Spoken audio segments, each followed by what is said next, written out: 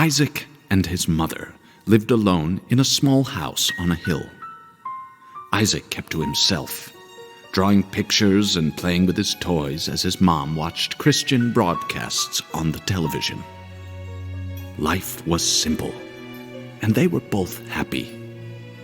That was until the day Isaac's mom heard a voice from above. "Your son has become corrupted by sin. He needs to be saved."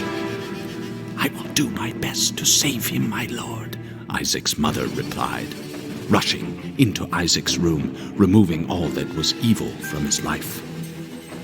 Again, the voice called to her. "Isaac's soul is still corrupt. He needs to be cut off from all that is evil in this world and confess his sins." "I will follow your instructions, Lord. I have faith in thee," Isaac's mother replied, as she locked Isaac in his room, away from the evils of the world. One last time, Isaac's mom heard the voice of God calling to her. "You've done as I've asked, but I still question your devotion to me. To prove your faith, I will ask one more thing of you." "Yes, Lord, anything," Isaac's mother begged. "To prove your love and devotion, I require a sacrifice. Your son Isaac will be this sacrifice. Go into his room and end his life as an offering to me to prove you love me above all else." "Yes, Lord," she replied, grabbing a butcher's knife from the kitchen. Isaac, watching through a crack in his door, trembled in fear. Scrambling around his room to find a hiding place, he noticed a trapdoor to the basement hidden under his rug. Without hesitation, he flung open the hatch, just as his mother burst through his door and threw himself down into the unknown depths below.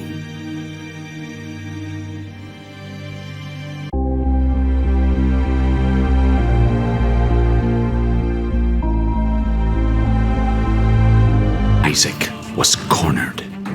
His mother, fueled with the desire to serve her God, was bearing down on Isaac. "I will do as I'm told, my lord. I love you above all else," Isaac's mother repeated to herself. This was the end of the line for Isaac. His mother was far too strong for him. But just as he accepted his fate, God intervened, sending an angel down from above to stop his mother's hand. And just like that, it was over.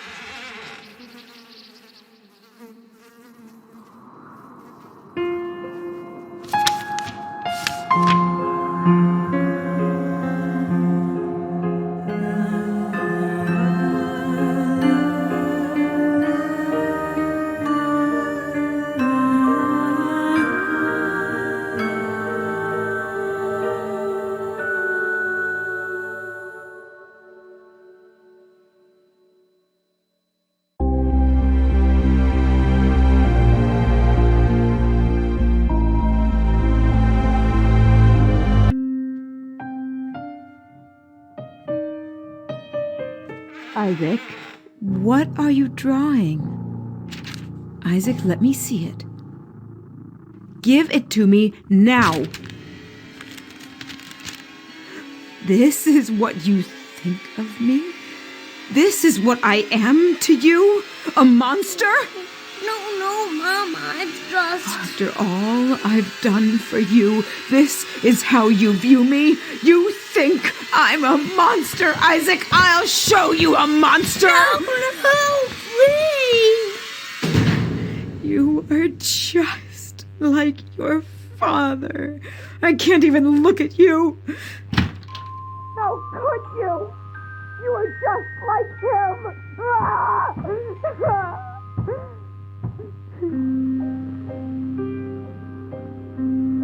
Our Father who art in heaven, hallowed be thy name. Thy kingdom come, thy will be done on earth as it is in heaven. Give us this day our daily bread, and forgive us our trespasses as we forgive those who trespass against us. And lead us not into temptation.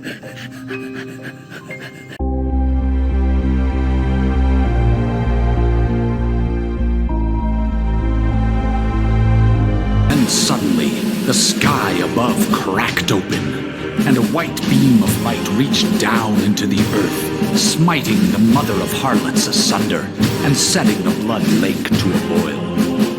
As the beast descended down into the lake of fire, Isaac ascended towards the crack in the sky, and as he flew he could see echoes of his past before him.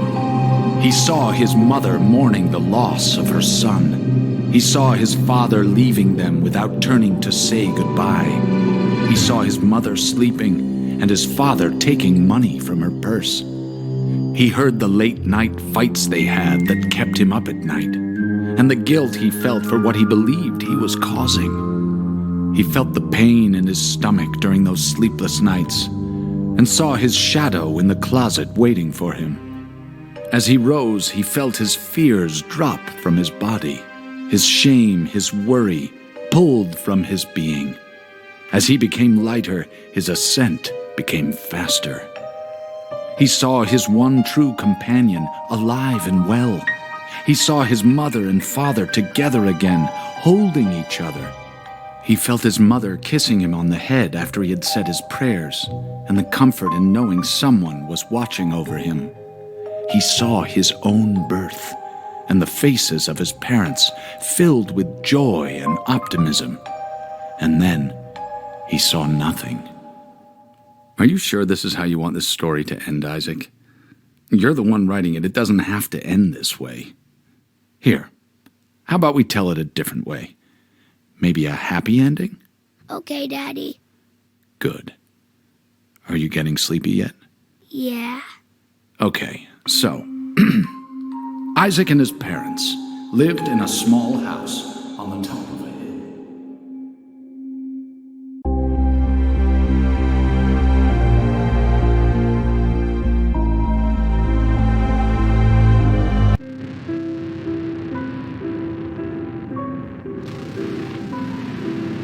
Jesus loves you, can't you see? He loves you and he loves me. Jesus loves you, can't you see?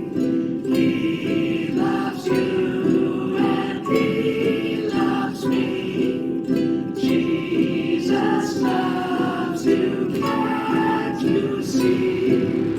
He loves you and he loves me. Jesus loves